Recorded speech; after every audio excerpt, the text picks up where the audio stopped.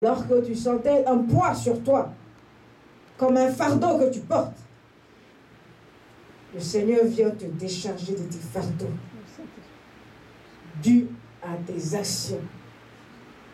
Amen. Il est celui qui prend nos péchés sur lui. Venez à moi, vous tous qui êtes fatigués et chargés, je vous donnerai du repos. C'est un appel, Soël, à toute chair, à toute la création de Dieu, à toutes les créatures de Dieu. Il n'y a pas de distinction de couleur ni de race, ni de rang social, pauvres comme riches. Car seuls ceux qui sont en bonne santé n'ont pas besoin de médecin. Mais le malade a besoin de médecin. Et toute la créature de Dieu est malade. Malade. Mais l'orgueil l'empêche de se dire malade. Seul le jour où le Seigneur ôte les poutres, alors il se dit, bon, je vais le sauveur. Il n'est plus la vie. Il dit, Seigneur, je veux voir. Je veux voir.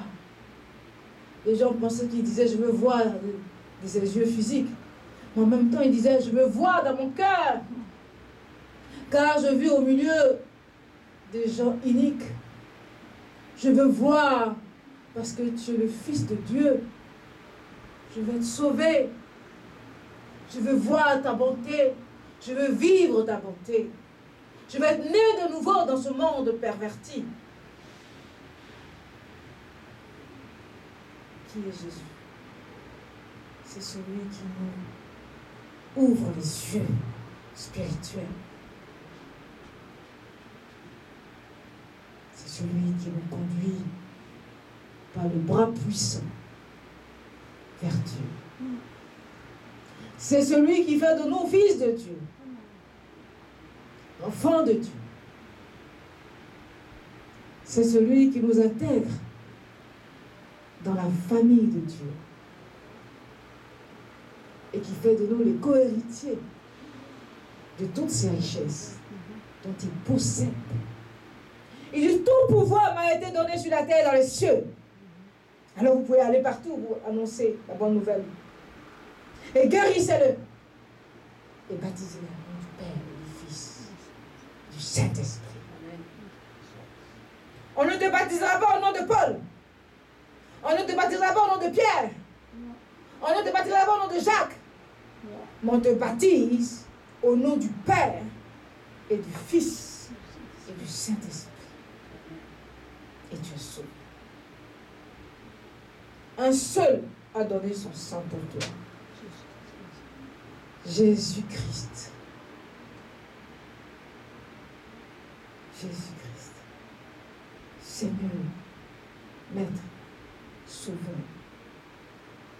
Jésus. Christ. Rédempteur. Messie.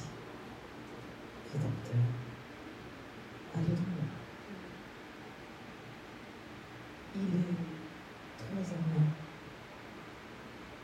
Il est un avec Dieu. Un avec le Saint-Esprit. Amen. Les trois viennent à toi et demeurent en toi lorsque tu acceptes le Seigneur Jésus. Celui qui dit qu'il connaît Dieu et qui rejette le Seigneur, c'est qu'il n'a pas encore connu Dieu. Il ne connaîtra jamais Dieu. Il aura toujours peur de Dieu. La Bible dit que le Seigneur est venu dans le désert, dans le jardin d'Éden, pour communier avec Adam. Et Adam se cachait. Parce qu'il avait été séduit par Satan.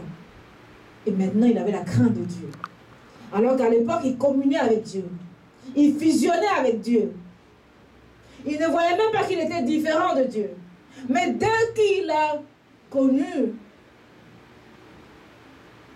il a dit, ah bon? On ne le voit pas, mais il parle. Il ne fait peur. Il se cache. Parce qu'il voit la gloire de Dieu. Comment il peut parler, on ne le voit pas. Il parle en feu, voilà le feu. Voilà la nuée. Mais comment est-ce possible? Non, non, non, je ne peux pas le voir. Il dit, je me cache. Il se cache de Dieu. Quand quelqu'un est dans le péché, alors il rejette Jésus. Quand tu vois quelqu'un qui rejette Jésus, qui est dans le mal, il se reproche quelque chose.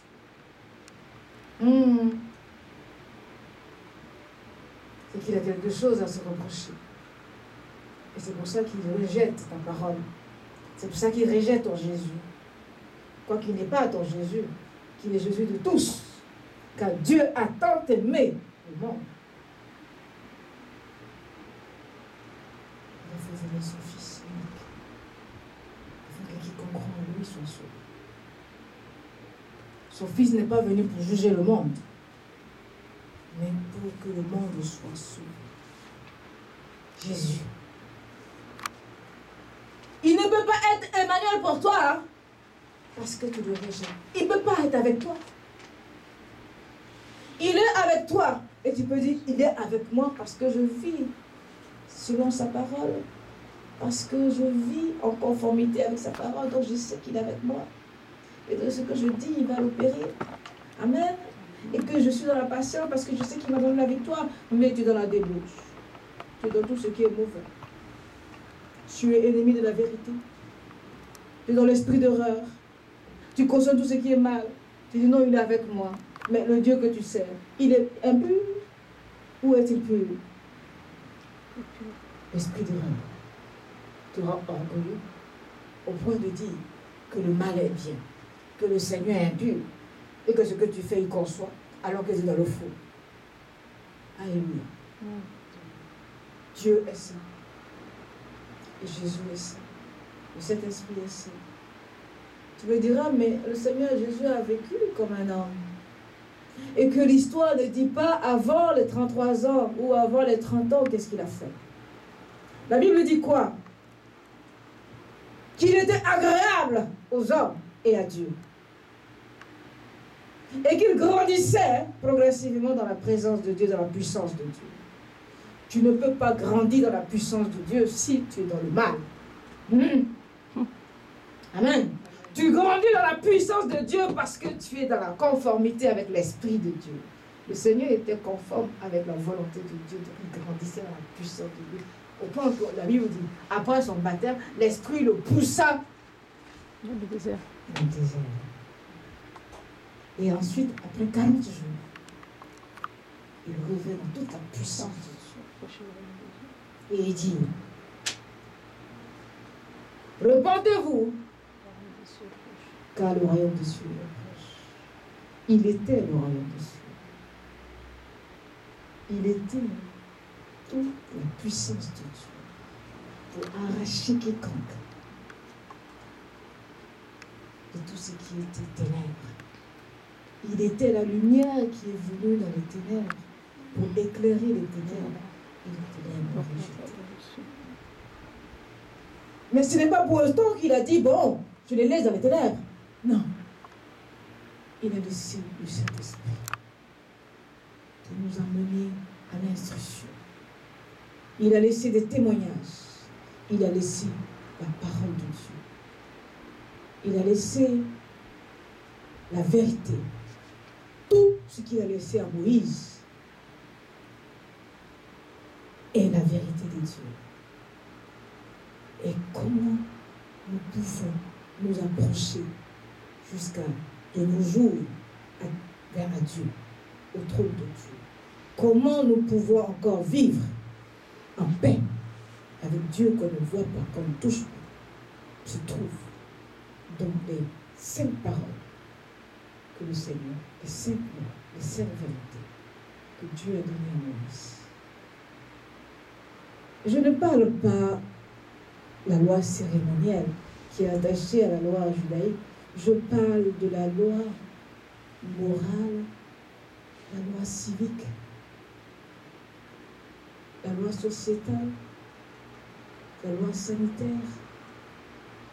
Comment l'homme doit se garder, comment l'homme doit comprendre les choses qui lui arrivent. La loi relationnel, comment l'homme doit vivre avec son prochain. Alléluia. Amen. Je ne parle non plus pas des traditions qu'ont rajoutées des hommes. Je parle de la racine même de la parole de Dieu donnée à Moïse. Elle était importante. Et le Seigneur est venu pour la rendre accessible, pour nous la faire comprendre, pour savoir comment l'adapter à notre vie. Comment comprendre les choses qui nous arrivent. Et comment extraire de notre vie les choses que nous subissons, dont le Seigneur a parlé. Comment nous détourner de ce qui est mal, qui peut attirer les mauvaises choses et les malédictions. Comment agir à travers sa parole. Comment rendre sa parole physique et objective. Le Seigneur nous a expliqué tout ça. Et le but de sa parole, c'était le prémisse qui annonçait le Christ. Et qu'il était l'accomplissement de toutes ces paroles. Amen. Et en l'acceptant, nous sommes délivrés de la malédiction du jardin d'Éden, du péché originel. Qui fait que quand chaque jour, puisque nous sommes mortels, nous posons des actes, nous pouvons encore revenir vers le Seigneur et nous pardonnera. Parce que le sang est versé une fois pour l'éternité. Nous pouvons d'ores et déjà, et désormais, à chaque fois que nous nous repentissons et que nous nous détournons de nos actions mauvaises, revenir et être sauvés, être guéris, être régénérés, être protégés, être gardés. La parole de Dieu garde. Elle nous cultive. La Bible dit que le Seigneur avait emmené Adam et Ève dans le jardin pour les cultiver et les garder.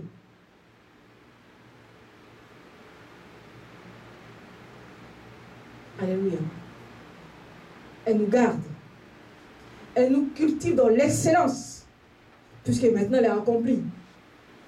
Elle nous permet de recevoir des révélations encore, au-delà de ce qui était déjà révélé.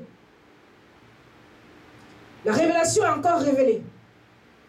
De la révélation, nous recevons encore des révélations. De façon surnaturelle. Alléluia. Elle est intarissable. Par lui et en lui et avec lui, nous recevons des révélations, à travers des révélations et des révélations de façon interminable. C'est le Seigneur qui permet cela. Alléluia. Donc nous devons demeurer forts. Car il nous a dit, vous aurez des tribulations. Mais sachez que j'ai vaincu les tribulations. Soyez forts.